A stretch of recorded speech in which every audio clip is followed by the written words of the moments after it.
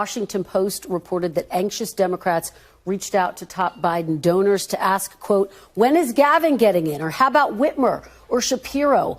The buzz has not stopped. I know you've been asked this before, but do you still rule out a run in 2024? You got to be kidding. I am here celebrating the extraordinary accomplishments of the Biden-Harris administration, making the case that we need to make to lift up the issues, lift up the record, drive contrast with the Republican nominee to be Donald Trump, so that we can win for 4 more years. Have you gotten any calls, Governor, encouraging you to run? It's all idle chatter. It's all you know what? That's a sideshow. I think what Democrats need to do is worry less, do more, continue to overperform as we have, continue to win, make the case. Don't be ashamed of 4.1% GDP over the last 2 quarters. Don't be ashamed about the alliance management of the Biden-Harris administration. Don't be timid about making the case for the record of this administration. So you're ruling it out 100%.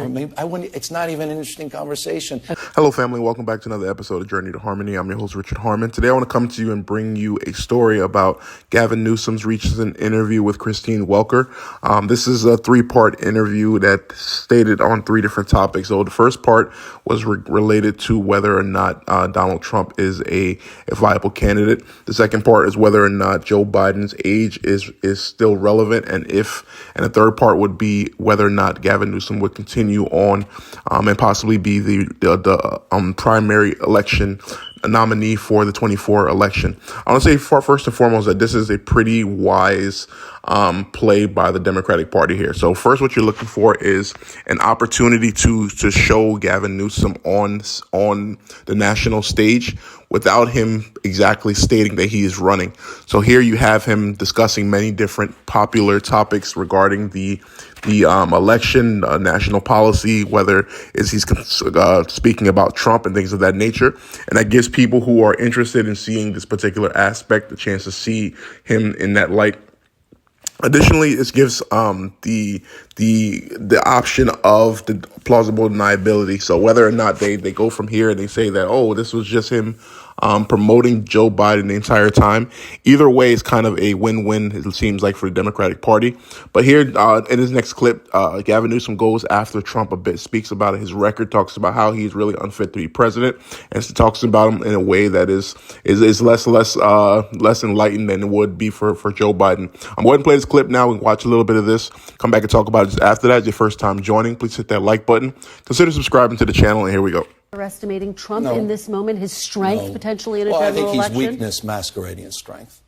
I think he's more unhinged. He's less interesting than he was even a few years ago. I mean, you've heard his comments just this week, more just overt racist comments that he's made. It's just extraordinary how quickly he is unraveling in real time, including just on basic policy issues like repealing Obamacare, which is overwhelmingly supported, the highest ACA enrollment that we've seen in decades, rather in years and years, just the last few weeks. So the reality at the end of the day, he's unhinged. He's a much weaker candidate than he was a few years ago. Democrats are stronger. We're winning 18, 20, 22, 23. You saw in New York 3.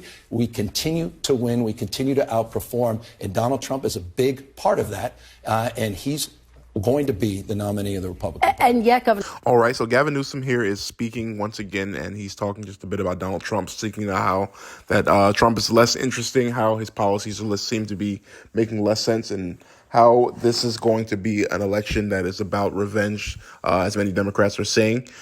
Whether you believe that to be true or not, these are the many talking points that are being used against Donald Trump at this particular time frame. Many people around the country are not interested in seeing another Joe Biden versus Donald Trump re-election campaign. One thing that is for certain, that the majority of Republicans are interested in having Donald Trump reelected, but those who are on the Democratic side, I think between the rifts with the with Gaza, the issues right now with the migrant crisis, the age issue, there are many reasons right now where people are interested in on the Democratic side to see a different candidate and someone who brings some youthfulness. Whether or not Gavin Newsom is the correct person for that particular job. Still yet to be seen, but many are suspecting that he is the one that's going to be the nominee for this particular topic. Again, with him being out front and speaking on a consistent basis, he gets to show himself whether or not his policies are favorable to those who are of the Democratic Party, and whether or not he's going to have a big enough base and a big enough support for this particular topic. Next, we're going to go ahead and talk about Joe Biden and his age here, what Gavin Newsom has his thoughts on that, whether or not he believes that Joe Biden's age or his issue is going to be a problem for the Democratic Party, and how he goes from there. Again, if it's your first time joining, please hit that like button. Consider subscribing to the channel, and here we go. There are some pretty stark numbers that you're facing. 76% of voters say they have real concerns about President Biden's ability to serve a second term.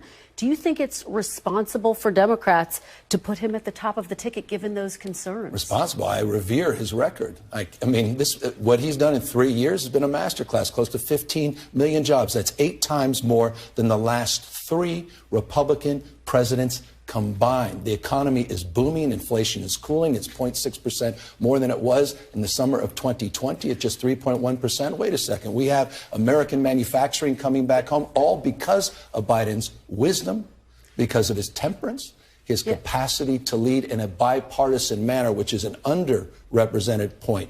And so I have great confidence moving forward. So the answer is absolutely all in terms of the next 4 years for Joe Biden. These voters, though, are not complaining about his record. They're talking about concerns about his ability to beat Trump, who you've called a threat, essentially, to the democracy. But in private, we've heard a lot of his allies say publicly, in private, he is strong. He's in command. Yeah. He's forceful. Does he need to do more to show? I think he's doing everything he needs to do. I mean, he's got an extraordinary record. He's doing everything he needs to do on Ukraine at the moment. He's doing everything he needs to do to reconcile and wrestle some common sense as it relates to a bipartisan approach to address the issue of the border, where the Republicans couldn't take yes for an answer because they don't want to make that a political issue. He is leading.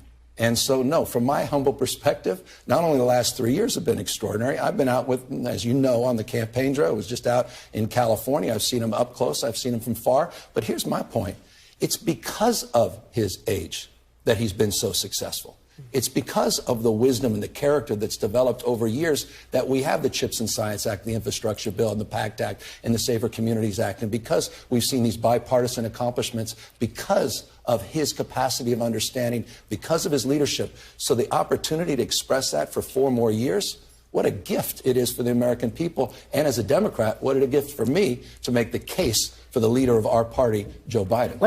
All right, guys, so I want to get your thoughts on what is it that you think about this particular topic. Do you think Gavin Newsom versus Donald Trump will be something that many people will turn out for? I'm expecting, again, that this could be a Gavin Newsom, Michelle Obama ticket for the most part, trying their best to take back another election from Donald Trump. This will be Donald Trump's 3rd particular running opportunity, first in 2016 or 2020, now 2024. And if the Democrats are able to be successful, it's going to be because they were able to galvanize the votes of the youth, of the black vote, of many of the people who seem to be down on the Joe Biden presidential reelection campaign right now. There's many things that many people are upset about. There isn't a very clear guidance in terms of what are the next steps in terms of the border.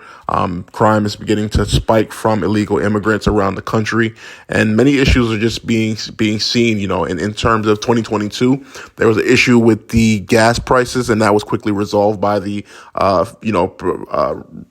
Petroleum Reserve, able to lower the amount of gas and the prices and things of that nature. But here we are once again getting ready to see the effects of what do people think on a national scale? What do they believe in terms of who it is that they choose? There's been a lot of uproar and a lot of talk about Donald Trump winning, possibly 20 to 30% of the black vote. That is yet to be seen. But I'm, myself excited to see exactly how this plays out. I'm not someone who would vote for Gavin Newsom, but we'll see exactly how he does in this particular time frame. Joe Biden has about 9 months to go, and we'll see exactly if he's able to hold up or if he will continue to have issues with his age and with his the father time.